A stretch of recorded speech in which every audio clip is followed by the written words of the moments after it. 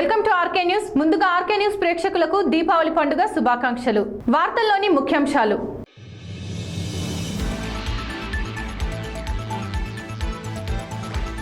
ఓ private ఆసుపత్రిలో వైద్యం వికటించి మహిళ మృతదేహంతో బంధువులు ఆసుపత్రి ఎదుట ఆందోళన.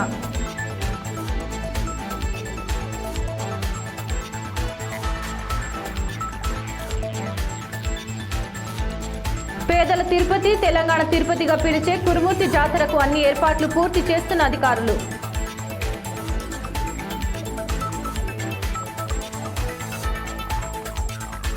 చైతన్య యువజన సంఘం ఆధ్వర్యంలో జిల్లా స్థాయి క్రికెట్ టోర్నమెంటు. ముఖ్య అతిథులుగా ప్రముఖ సామాజికవేత్త పవన్ కుమార్ యాదవ్, భూత్పూర్ మున్సిపల్ చైర్మన్ బసవరాజ్ గౌడ్.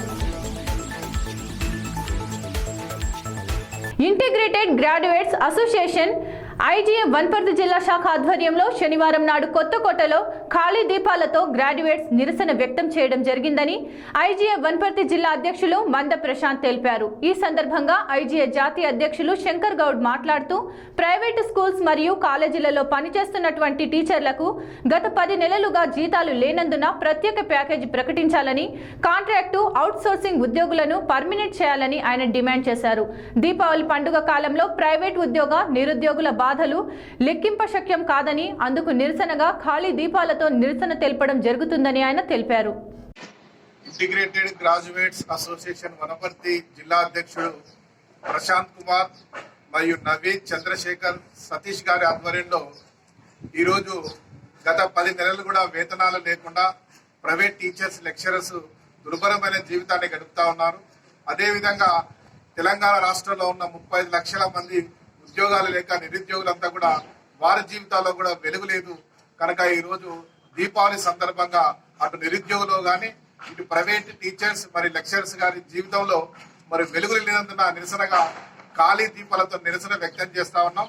ప్రభుత్వం ఇప్పటికైనా స్పందించి రాష్ట్ర వ్యాప్తంగా ఉన్నటువంటి ఖాళీలను వెంటనే భర్తీ చేయడానికి నోటిఫికేషన్ క్యాలెండర్స్ విడుదల చేయాలని, అదేవిధంగా నిరుద్యోగులకు మరి ఉద్యోగం ఇవ్వడంలో ఆలస్యమైతే నిరుద్యోగ వృత్తి ఎన్నికలు ఇచ్చిన హామీ ప్రకారం 3016 చెల్లించాలని చెప్పేసి, కాంట్రాక్ట్ మరియు అవుట్సోర్సింగ్ విధానంలో ఉన్నటువంటి ఉద్యోగులందరినీ కూడా పర్మనెంట్ చేయాలని చెప్పేసి ఇంటిగ్రేటెడ్ గ్రాడ్యుయేట్స్ అసోసియేషన్ తరఫున ప్రభుత్వాన్ని డిమాండ్ చేస్తా ఉన్నాం. ఈ దీపావళి రోజు మరి వారి జీవితాల్లో వెలుగు లేవు గనక ఖాళీ దీపాలతో మేము నిరసన వ్యక్తం చేస్తా ఉన్నాం. ఇప్పటికైనా ప్రభుత్వం స్పందించి వెంటనే ప్రైవేట్ టీచర్స్, లెక్చరర్స్ కోసం ప్రత్యేకమైన ప్యాకేజ్ విడుదల చేయాలని, నిరుద్యోగులకు నిరుద్యోగ వృత్తి చెల్లించాలని, రాష్ట్ర వ్యాప్తంగా ఉన్నటువంటి ఖాళీలను వెంటనే భర్తీ చేయాలని ఇంటిగ్రేటెడ్ గ్రాడ్యుయేట్స్ అసోసియేషన్ తరఫున ప్రభుత్వాన్ని డిమాండ్ చేస్తా ఉన్నాం.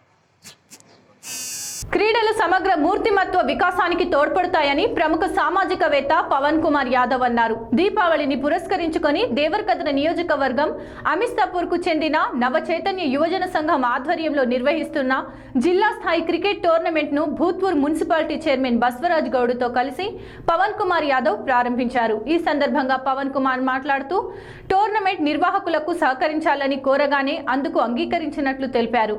రాష్ట్ర క్రీడలు యువజన శాఖ మార్చిలు మంత్రి డాక్టర్ వి శ్రీనివాస్ గౌడ్ క్రీడాభివృద్ధి కోసం విస్తృతంగా కృషి చేస్తున్నారని తెలిపారు. క్రీడలను, క్రీడాకారులను ప్రోత్సహించేందుకు ఎప్పుడు సిద్ధంగా ఉంటారని ఆయన ఈ సందర్భంగా స్పష్టం చేశారు. అనంతరం భూత్పూర్ మున్సిపల్ చైర్మన్ బసవరాజ్ గౌడ్ మాట్లాడుతూ టోర్నమెంట్ నిర్వహణకు సహకరించడానికి ముందుకు వచ్చిన పవన్ కుమార్ యాదవ్ కి అభినందనలు తెలిపారు. క్రీడల అభివృద్ధి కోసం తమ ప్రభుత్వం ప్రత్యేక కార్యాచరణ రూపొందించినట్లు తెలిపారు. ఇంట్రెస్ట్ ఉంది కాబట్టి నడిపించాలి. నడుతుంటే ఒకటి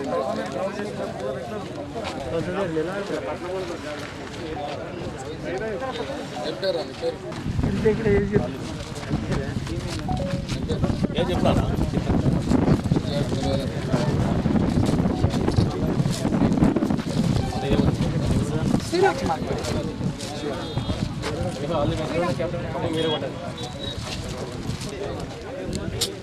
వాళ్ళకి బాబు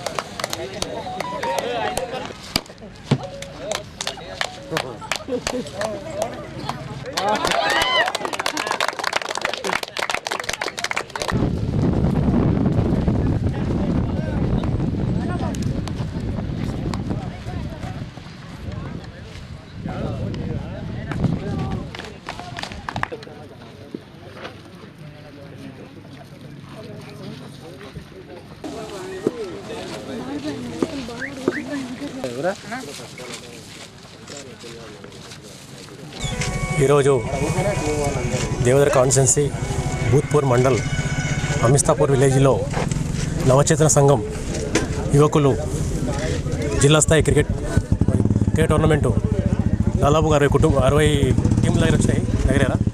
సో వాళ్ళందరికీ ఆల్ ది వే చెప్తున్నాను.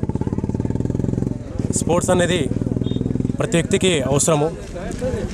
మన ఆరోగ్యం యోగా ఎంత ఇంపార్టెంటో స్పోర్ట్స్ కూడా ఫిట్నెస్ సంబంధించిన బాడీ ఫిట్నెస్ సంబంధించిన కానీ ఏ విషయం తీసుకున్నా కూడా స్పోర్ట్స్ చాలా ఇంపార్టెంట్. అందుకే నా కాన్షియన్సీ యువకులకు నేనే దగ్గరుండి ఇది నేను ఎంకరేజ్ చేస్తున్నాను. ప్రత్యేకించి ఈ విలేజ్ పబ్లిక్కి ధన్యవాదాలు. Thank you. భూత్పూర్ మున్సిపాలిటీ పరిధిలో అమిస్తాపూర్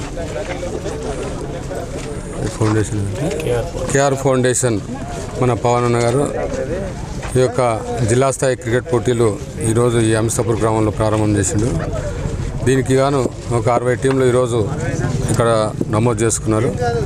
ఈరోజు ఆ క్రికెట్ టోర్నమెంట్స్ ఈరోజు ప్రారంభించిన ఆ ప్రారంభానికి మమ్మల్ని ఆహ్వానించిన వారికి కృతజ్ఞతలు తెలియజేస్తూ, ముఖ్యంగా ఈ యొక్క జనరేషన్ ఇప్పుడు కూడా ఆటలు అనేది మర్చిపోయినారు. అంతా సెల్ ఫోన్ గేమ్స్, తర్వాత వీడియో గేమ్స్, టీవీలు చూసుకోము, వీటి మీద ఆధారపడి ఉన్నారు. ఇప్పుడు గేమ్లు అనేటివి కూడా కాలేజీలో కూడా ప్రైవేట్ అన్ని కాలేజీలో స్కూల్లో గేమ్స్ పీటీలు ఉంటుండ్రు, గేమ్స్ ఆడిపిస్తుండ్రు. పిల్లలు అప్పుడు మానసికంగా శారీరకంగా దృఢంగా ఉంటుంది. ఆటలే బంద్ అయినాయి. ఇటువంటి తరుణంలో ఇటువంటి యొక్క గేమ్స్ కండక్ట్ చేసి యువకుల్ని ఉత్తేజపరిచి ఆటల వైపు మళ్లించినందుకు పవన్ గారికి నేను కృతజ్ఞతలు తెలియజేస్తున్నాను. నిజంగా యువకులు అంతా అర్థం చేసుకోవాలి. తప్పకుండా ఈ యొక్క వయసులో వాళ్ళకి ఆటలే ఇంపార్టెంట్. వాళ్ళు ఓటమిని అంగీకరిస్తలేరు. ఎందుకంటే తల్లిదండ్రులు కూడా వాళ్ళని మంచిగా అంటే ఎంతో కష్టపడి ఏ లోటు లేకుండా పెంచుతున్నారు. వాళ్ళకి అన్ని అడిగినవన్నీ ఇస్తారు. ఏదైనా ఒకటి కాకపోతే వాళ్ళు మాకు ఇవ్వలేరు అనే జీవితమే మాది అయిపోతుంది అన్నట్టుగా ఆత్మహత్యల వైపు వాటి వైపు ఉంటున్నారు, మళ్ళిస్తున్నారు. ఎందుకంటే ఓటమి కూడా అంటే గేమ్లో పాల్గొన్నప్పుడు గెలుపు ఓటమిని స్వీకరించాలి. ఆ స్వీకరించే అలవాటు ఈ యొక్క ఆటల నుంచి వస్తుంది. కాబట్టి ఓటమిని కూడా ధైర్యంగా, ఇప్పుడు జీవితంలో ఎన్నో సమస్యలు వస్తుంటాయి. ఆ సమస్యలన్నీ దాటాలంటే చిన్నప్పటి నుంచి ఈ యొక్క ఆటల పోటీలో పాల్గొనాలి. అందరితో పాటుగా అందరూ కూడా కలుసుకుంటారు. పిల్లల్లో ఒక అంటే ఫ్రెండ్షిప్ భావం ఏర్పడుతుంది. మర్యాద ఇచ్చకం కానీ ఎవరితో ఇలా మాట్లాడాలని ఒక విషయం ఏర్పడుతుంది. కాబట్టి ఇటువంటి కార్యక్రమాలు అందరూ కూడా పాల్గొనాలి. ఈ కార్యక్రమం చేపట్టిన పవన్ గారికి, ఎస్కే ఫౌండేషన్ గారికి, మరొకసారి ఆర్కే ఫౌండేషన్ గారికి మరొకసారి మా మున్సిపాలిటీ తరఫున హృదయపూర్వక నమస్కారాలు తెలియజేస్తున్నాను. పేదల తిరుపతి, తెలంగాణ తిరుపతిగా పిలిచే కురుమూర్తి జాతర మహబూబ్ నగర్ జిల్లాలో ఉత్సాహంగా జరుగుతోంది. కురుమూర్తి క్షేత్రానికి తిరుమలకు ఎన్నో పోలికలున్నాయి. తెలంగాణలో సమ్మక్క సారలమ్మ జాతర తర్వాత ఇదే పెద్ద ఉత్సవమని స్థానికులు చెబుతారు. మహబూబ్ నగర్ జిల్లా సీసీకుంట మండలం అమ్మాపూర్లో 7 కొండల మధ్య కురుమూర్తి వెంకటేశ్వర స్వామి ఆలయం ఉంది. ప్రతి ఏడాది ఇక్కడ నెల రోజుల పాటు బ్రహ్మోత్సవాలు నిర్వహిస్తారు. శేషాద్రి, ఏకాద్రి, కోటగట్టు, ఘనాద్రి, భల్లుకాద్రి, పతగాద్రి, దేవతాద్రి అనే 7 కొండల్లో దేవతాద్రి అనే పిలిచే దేవరగట్టుపై కురుమూర్తి ఆలయం ఉంది. కురుమూర్తి బ్రహ్మోత్సవాల్లో ఉద్దాల మహోత్సవం ప్రధానమైంది. ఉద్దాలు అంటే స్వామివారి పాదుకలు అని అర్థం. కురుమూర్తి ఆలయానికి దళితులకు విడదీయరాని అనుబంధం ఉంది.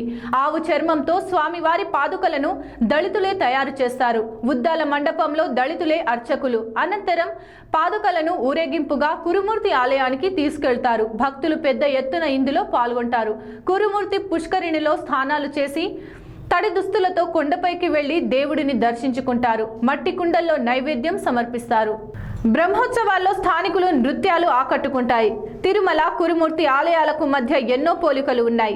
తిరుమల లాగానే ఇక్కడ వినాయకుడి విగ్రహం లేదు.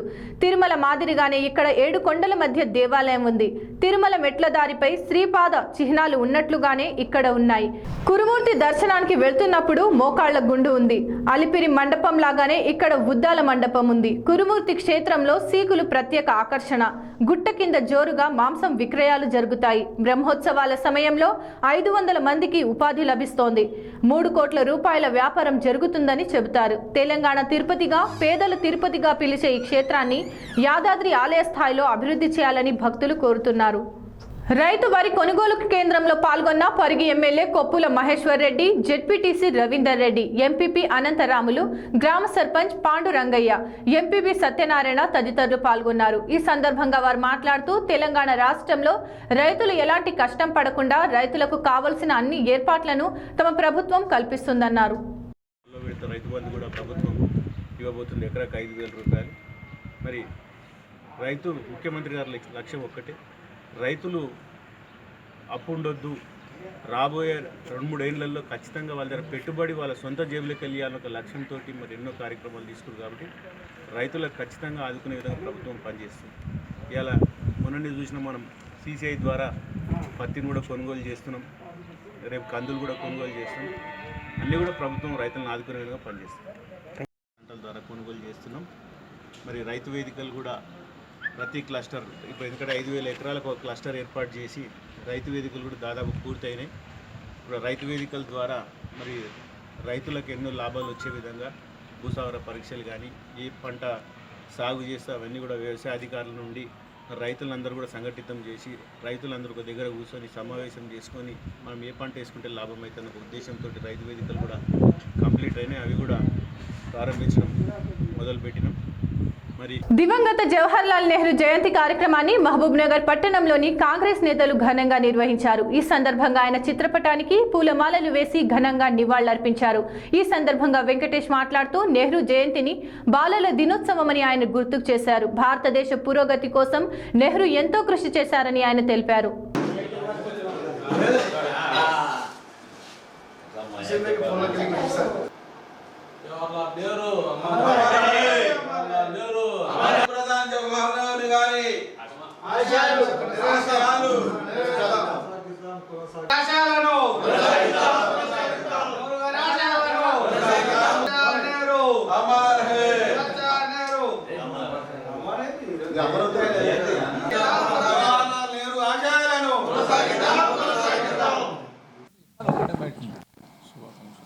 భారత మొట్టమొదటి ప్రధాని జవహర్లాల్ నెహ్రూ గారు జయంతి సందర్భంగా ఈరోజు కాంగ్రెస్ పార్టీ కార్యాలయంలో మేము ఇక్కడ కార్యక్రమం నిర్వహించినాం.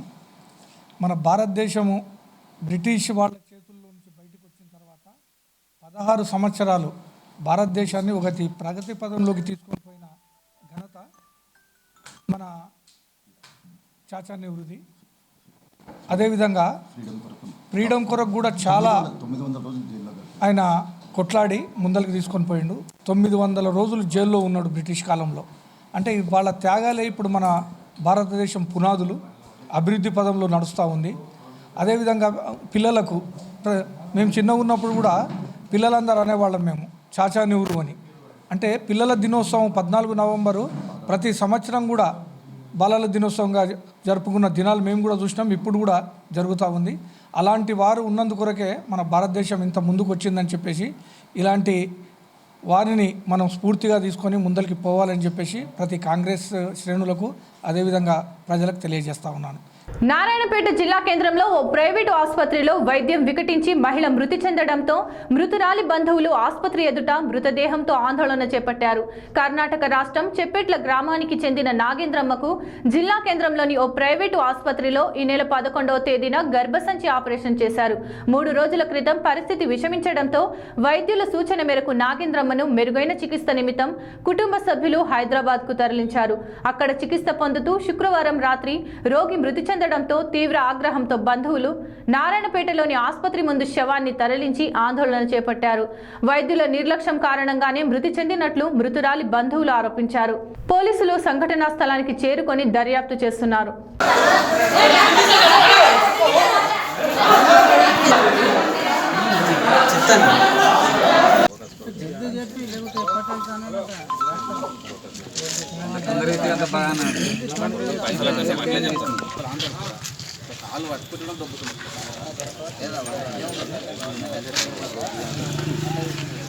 మళ్ళీ 4 రోజులు ట్రీట్మెంట్ ఇతని దగ్గర చూపిస్తున్నారు. 4 రోజులు ట్యాబ్లెట్లు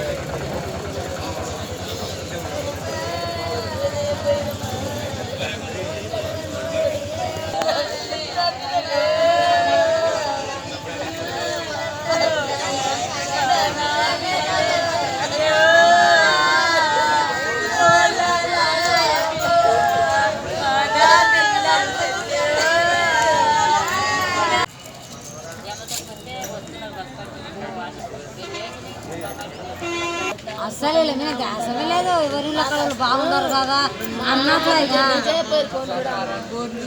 ఇంత పని కూడా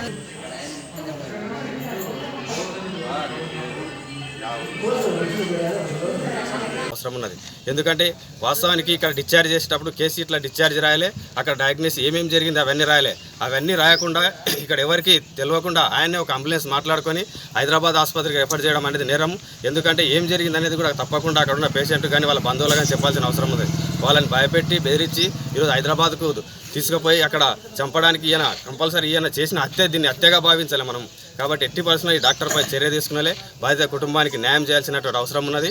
కాబట్టి వెంటనే అధికారులు కానీ, జిల్లా కలెక్టర్ గారు కానీ, డిఎంఈడిఓ గారు కానీ సంధించి ఈ హాస్పిటల్ని సీజ్ చేసి డాక్టర్పై క్రిమినల్ చర్యలు తీసుకొని బాధిత కుటుంబానికి తప్పకుండా వాళ్ళు డాక్టర్ యాజమాన్యం తరఫున వాళ్ళు 25 లక్షల రూపాయలు మా కుటుంబానికి ఇవ్వాలని మేము డిమాండ్ చేస్తా ఉన్నాం. డాక్టర్కి వచ్చిన ఇట్లా ఆపరేషన్ అయింది, మంచిగా అయింది, రేపు డిశ్చార్జ్ చేస్తున్నారు, నీ దగ్గర తోలుకొచ్చు కానీ చెప్పినట్ల సరే అని మాట్లాడుకొని ఇంటికి తోలుకపోదామని మాట్లాడడానికి వచ్చిన. మేము ఇక్కడికి వచ్చేలేము, అంబులెన్స్లో షిఫ్ట్ చేసిండ్రు. అంత సీరియస్ ఎట్లయింది సార్ అంటే ఏం లేదు, ఆమెకు ఒత్తిడి ఎక్కువైంది, మళ్ళీ ఏం తినేటిండ్రో ఏమో మాకు తెలియదు, తినడం వల్లనే మోషన్స్ అవుతున్నాయని చెప్పిండు. లేదు సార్ మీరు మళ్ళీ అంత పెద్ద ఆపరేషన్ చేసి మోషన్స్ ఎట్లయితాయి, ఇంకా మోషన్స్ చూడలేరు అంటే అరే వాళ్ళని పిలిచి ఈ చెత్తను బయటికి వెళ్ళండి, ఫస్ట్ ఈ చెత్తను బయటికి పడేయండి, ముందులు నా వద్ద ఎవరు ఎక్కువ మాట్లాడద్దు, చెత్తను బయటికి వేసానికి నా వద్ద ఎవరు అమ్మాయి తరపున వాళ్ళు మాట్లాడాలి అంతే. అంటే అమ్మాయికి ఏమవుతాడంటే నేను మామనైతే అంటే నీతో నాకు పని లేదు, నీతో అవసరం లేదు, కావాలంటే అతని భర్త ఎవడో వాళ్ళ అమ్మతోనే మాట్లాడతాం, చనిపోతే ఆమె చనిపోతే భర్తకు ప్రాబ్లం అవుతుంది, నీకేం ప్రాబ్లం అవుతుందిరా తెలియదా అని నన్ను సీరియస్ అయింది సార్. అయితే ఇక అతను ఉండి ఎట్లా కన్నా వేసుకుపోదామని ఇక అంబులెన్స్లో షిఫ్ట్ చేసాను. ఇంకా మీద మాట్లాడుతున్నాం షిఫ్ట్ చేస్తున్నాను అట్లా అంబులెన్స్లో. అసలు నేను అడిగిన, నేను కాళ్ళ మీద పడితే కూడా కిడ్నీల పైన ఎఫెక్ట్ పడుతుంది, ఆమెకు శ్వాస వస్తుంది లేదు, చాలా టెన్షన్ పడుతుంది, టెన్షన్ ఉంటే అట్లా అవుతుంది ప్రాబ్లం. కాబట్టి అవన్నీ ఫెసిలిటీ మన వద్ద లేవు బాబు, చెప్తే అర్థం చేసుకుంటలేవు కదా, అవన్నీ కిడ్నీలకు సంబంధించింది కానీ దానికి సంబంధించింది కానీ ఫెసిలిటీలు లేవు అంటే ఇప్పుడు మాబ్నార్ కన్నా రాయండి సార్ అని అన్న. మాబ్నార్ కూడా లేవు, మాబ్నార్లో కూడా ఫెసిలిటీ లేవంట దానికి సంబంధించినవి. ఇట్లా అన్నారు సార్, కావాలంటే వీడియో కావచ్చు ఉంటుందా, సీసీ కెమెరాలు ఉంటాయి కదా, నేను కాళ్ళ మీద పడ్డా, కావాలంటే చెక్ చేయండి. మనం కర్ణాటక రాష్ట్రం చపేట్ల గ్రామానికి ఇవ్వడం జరిగింది. ఈమె బాపన్పల్లి మా సొంత గ్రామానికి సంబంధించినటువంటి బంధువు ఈమె. కాబట్టి ఇక్కడ మొన్న 3 రోజుల క్రితం కర్ణ ఆసుపత్రికి గర్భసంచి ఆపరేషన్ నిమిత్తం తీసుకురావడం జరిగింది. ఇక్కడ డాక్టర్ యొక్క నిర్లక్ష్యం వల్ల ఆపరేషన్ వికటించి ఆమెకు ప్రమాదకరమైన పరిస్థితులు ఏర్పడినాయి. ఇక్కడ డాక్టర్ నిర్లక్ష్యం చేయడం వల్లనే ఈ యొక్క సమస్య ఏర్పడింది. ముఖ్యంగా ఈ యొక్క గర్భసంచి ఆపరేషన్ అనేది మెడికల్ కౌన్సిల్ ఆఫ్ ఇండియా నిబంధనల ప్రకారము 22 సంవత్సరాల లోపు చేయకూడదు. 35 సంవత్సరాలు అంటే మహిళలకు మోనోపాజ్ దశ దాటిన తర్వాతనే చేయలే. ఈ ఆసుపత్రిలో గతంలో కూడా ఇదే నెలలో 3 చనిపోయినారు. వాళ్ళందరికీ కూడా ఇట్లా ట్రీట్మెంట్ చేయడము, వాళ్ళని చంపడము, 3-4 లక్షలు దండగా కట్టడము ఈ హాస్పిటల్ యొక్క యాజమాన్యానికి పరిపాటిగా మారింది. కాబట్టి ఈ విషయంలో కూడా ఇటువంటి నిర్లక్ష్య వైఖరి చేసిన డాక్టర్పై వెంటనే చర్య తీసుకోవాలి, ఈ ఆసుపత్రిని సీజ్ చేయాలి. ఈ ప్రజలకు ప్రాణ సంకటంగా మారినటువంటి ఈ ఆసుపత్రి డాక్టర్పై తప్పకుండా క్రిమినల్ కేసు నమోదు చేయాలని మేము డిమాండ్ చేస్తున్నాము. గతంలో కూడా ఇటువంటి కేసులు చాలా జరిగినాయి. ఈ డాక్టర్ అనే వ్యక్తి పేషెంట్ల పట్ల దురుసుగా వ్యవహరించడము అయినా బాగానే సార్.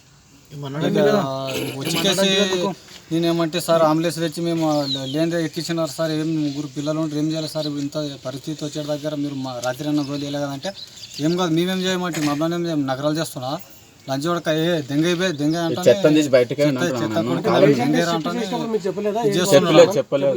మేము భయపడికేసి ఇక బతికిపియాలి ఎట్లా చిన్న పిల్లలు ఉంటారు అనికేసి పోయినాం సార్. వచ్చి ఏమైనా అంటసిరి ఉండాలనికేసి పోయినాము. బెదిరిస్తున్నాడు దక్కన్ హాస్పిటల్ రాసిచ్చింది, అతనే రాసిచ్చింది సార్, మాకు గుర్తులేసి తోలిచ్చిండు పోయినా. ఏం రాసిలేదు. వాళ్ళు అక్కడనే రాసిచ్చిండ్రు. అయితే మేము అడిగినాం ఎందుకు సార్ పత్తాలింది మళ్ళీ బిల్లు కట్టిన రోడే పత్తాలింది తీసుకొని వచ్చిండ్రు సార్ చెప్పలేసి. ఆమెకు టెన్షన్ అవుతుంది, కిడ్నీలు ఎఫెక్ట్, కిడ్నీలు బాపనపల్లి అమ్మాయికి. 1993 నవంబర్ 14న కొల్లాపూర్ మండలంలోని సోమశిల వద్ద మందు పాత్ర పేలి దుర్మరణం పాలైన ఆనాటి ఎస్పీ పరదేశి నాయుడికి మహబూబ్ నగర్ జిల్లా పోలీసులు ఘనంగా నివాళులర్పించారు. పాలమూరు పట్టణంలోని 1 టౌన్ పోలీస్ స్టేషన్ ఆవరణలో ఉన్న పరదేశి నాయుడు విగ్రహానికి జిల్లా అదనపు ఎస్పీ వెంకటేశ్వర్లు పూలమాలలు వేసి ఘనంగా నివాళులర్పించారు. ఆనాటి దుర్ఘటనలో అమరులైన పోలీసుల త్యాగాలు తమ మదిలో ఎప్పటికీ నిలిచిపోతుందని అన్నారు. ఈ కార్యక్రమంలో డీఎస్పీ శ్రీధర్ తదితరులు పాల్గొన్నారు.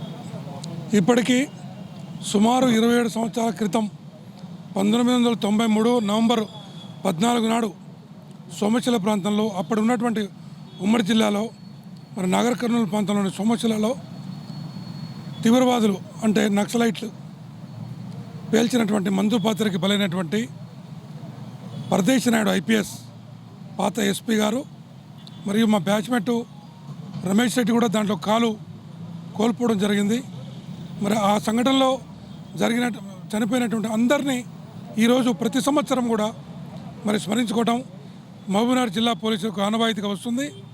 మరి ఎంతో మరి సేవ చేసి ప్రజల కోసం డ్యూటీలో భాగంగా విద్యుక్త ధర్మంగా మరి డ్యూటీలో ప్రాణాలు వదిలినటువంటి మహనీయులకి వారి యొక్క త్యాగానికి మనం వెలకట్టలేము.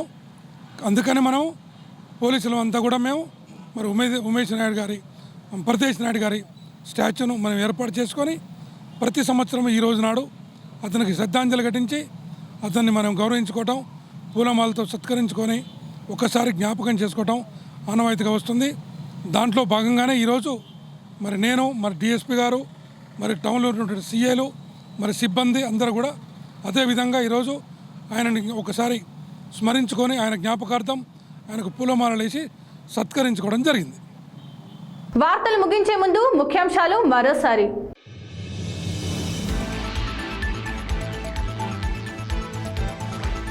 ఓ ప్రైవేటు ఆసుపత్రిలో వైద్యం వికటించి మహిళ మృతదేహంతో బంధువులు ఆసుపత్రి ఎదుట ఆందోళన.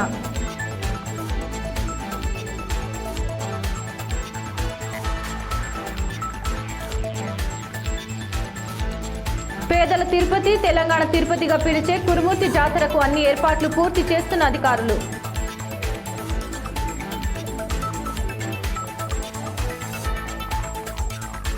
చైతన్య యువజన సంఘం ఆధ్వర్యంలో జిల్లా స్థాయి క్రికెట్ టోర్నమెంటు. ముఖ్య అతిథులుగా ప్రముఖ సామాజికవేత్త పవన్ కుమార్ యాదవ్, భూత్పూర్ మున్సిపల్ చైర్మన్ బసవరాజ్ గౌడ్.